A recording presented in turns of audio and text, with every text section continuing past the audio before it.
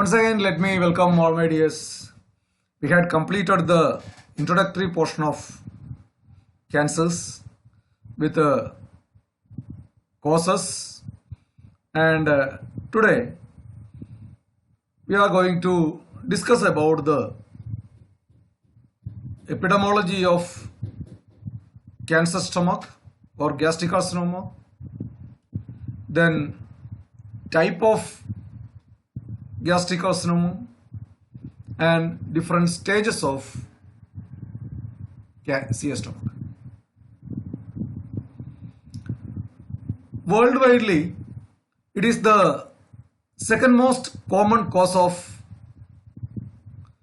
cancer related mortality, and it is the 14th overall cause of death.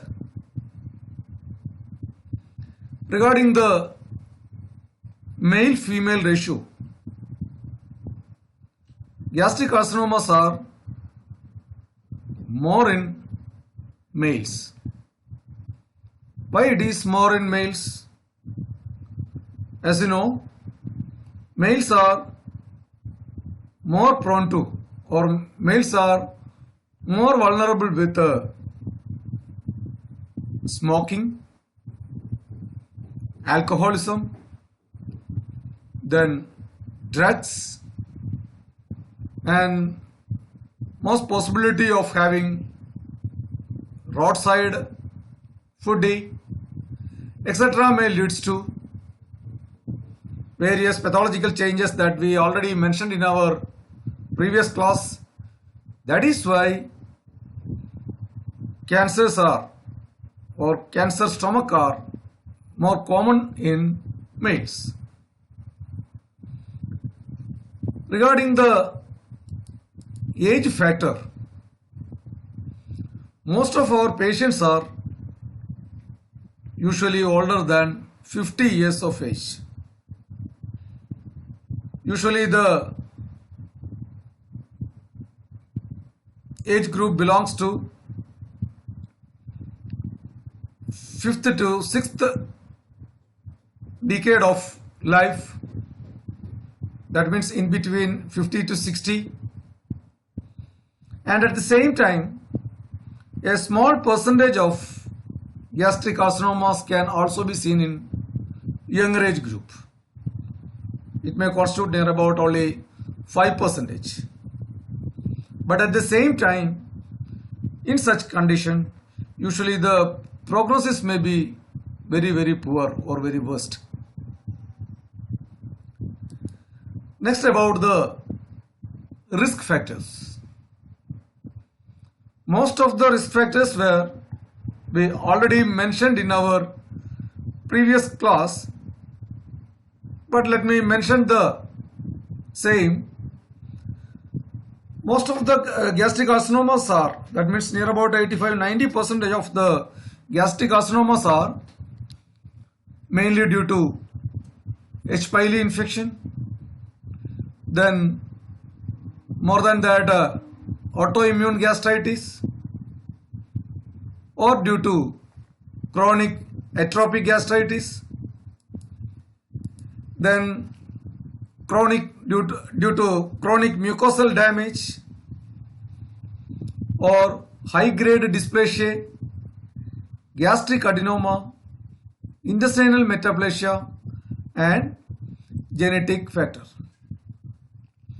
Along with that, familial adenomatous polyposis and other infection and inflammation can also lead to cancer. Let us have a look over the pathologic sequences of gastric carcinoma.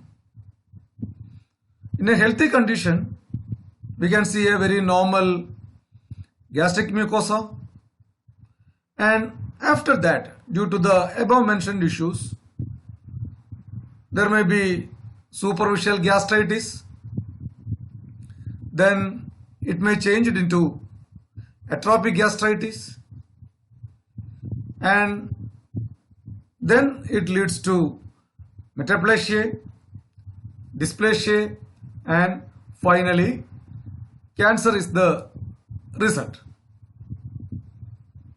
Regarding the morphological peculiarity, morphologically the gastric carcinoma can be typed into three as: number one is polypoidal variety, that means near about 90 to 95% of the gastric carcinoma belongs to the polypoidal variety, and it is diagnosed as adenocarcinoma. And other variety is ulcerative variety, then infiltrative. So the morphological classification are either polypoidal or ulcerative and infiltrative one. Regarding the pathogenesis, according to the Dr. Laurent classification, gastric carcinoma may be a diffuse variety or it may be intestinal one, and it can be a mixed type of gastric carcinoma. So the gastric carcinoma may affect the stomach as a very diffuse manner, or there may be an intestinal type and it can be a mixed type also. In intestinal variety, gastric carcinomas are usually belongs to near about 50% of the gastric carcinoma belongs to the intestinal variety, and it is most commonly seen in high risk areas and are linked to environmental factors also. At the same time, 40% of the gastric carcinomas are very diffuse type, and it is more commonly seen in younger age group, but with a very bad prognosis. And only 5 to 10% belongs to the mixed variety. And regarding the pathogenesis of diffuse type, here you cannot see any defined series of pre-neoplastic stage, or there may not be any clearly defined pre-neoplastic lesions, or defective intercellular adhesions can be seen, and there may be individual tumor cells invade the surrounding tissues. But in intestinal variety, you can see a pre-neoplastic cascades. That means prior to that, a chronic non-atrophic gastritis can be seen, or patient with a chronic atrophic gastritis, or intestinal metaplasia, or dysplasia, and finally invasive carcinomas can be seen. Let us see the histology of gastric cancer. It is the intestinal variety and it is the diffuse variety, the cellular pattern. In intestinal variety, here the neoplastic cells forming a gland-like tubular structure with the loss of distensibility of the stomach. That means, as you know, being a very hollow viscous organ, our normal stomach can distance according to our ingestion of food or ingestion of liquids. That's the one of the most important quality of our stomach. But if our stomach is affected by cancer, especially intestinal variety, our stomach cannot distance according to the needs. That means our stomach become very, very hard, very fibrotic, very plastic-like, or something like that of a leather. That is why the stomach is known as lineatus plastica or leather bottle stomach. And due to the submucosal infiltration and fibrous retraction, finally our stomach will convert it to a very small, thick and contracted and corrugated organ, with or without any superficial or deep ulcers. That means our stomach will convert to its normal J-shaped, very distant, very relaxed muscles. But due to the infiltration, due to the fibrosis, due to the calcifications, the stomach become very, very hard, very fibrous, very plastic-like. That is why it is known as lenitis plastica or leather bottle stomach. You may get a short note from this lenitis plastica or leather bottle stomach. And next about the stages of stomach. As we mentioned in our earlier classes, our patient may not have any symptom, or even though our patient may having symptom, the symptoms are very non-specific, very subtle, or the symptoms may mimicking with some other condition.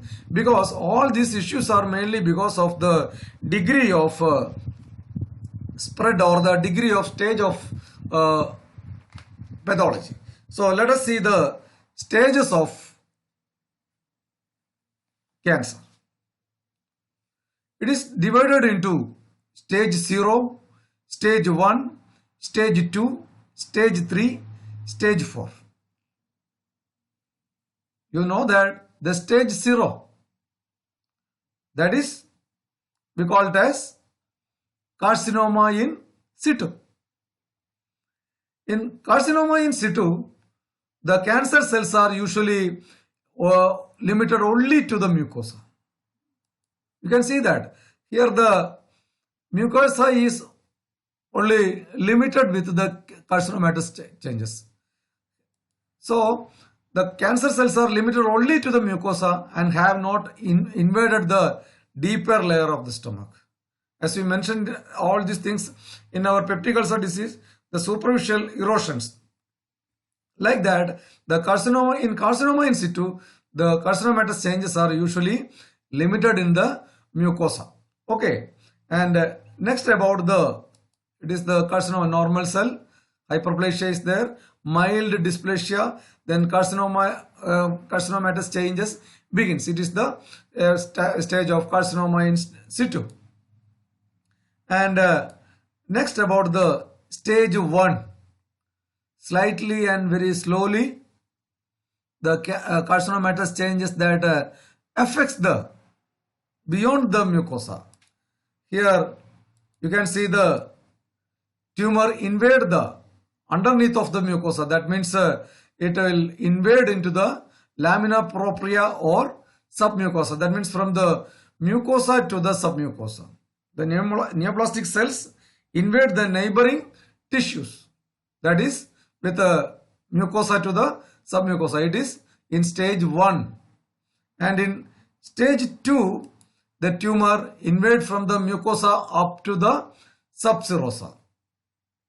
And like that, it is the stage 3 up to the subserosa. And in stage 3, the tumor perforate into the serosa but not invade the adjacent organ. That means the stomach, extend up to, it invade or it spread only up to the serosa. And in stage 4, the tumor perforates to the serosa and invade the adjacent organ or other structures such as major blood vessel. That means, as you know, the spread of cancer, that means local spread, direct spread, indirect spread, then lymphatic, then into the hematogenous. Like that, the tumor spread from in carcinoma in situ, the tumor usually limit in the mucosa, and in stage 1 from the mucosa up to the submucosa, and in stage 2 from the mucosa up to the subserosa, then stage 3 up to the serosa, and stage 4 it perforates the serosa and it invades the adjacent organ or other structures such as major blood vessel, that is hematogenous spread. These are the stage 1, stage 2, stage 3 and stage 4. So next about the clinical feature of symptom. Now you got an idea about the step and stage of carcinoma. in carcinoma in situ, or even up to the stage 4, or patient may not have any symptom, or the symptom may be with a gastritis, or a symptom with a gastroesophageal reflux, or the symptom may be like that of a condition of peptic ulcer disease. That is why usually the proper treatment get delayed. So the clinical features depends on various factors. I think that can be studied in another class. Thank you for watching. Thank you.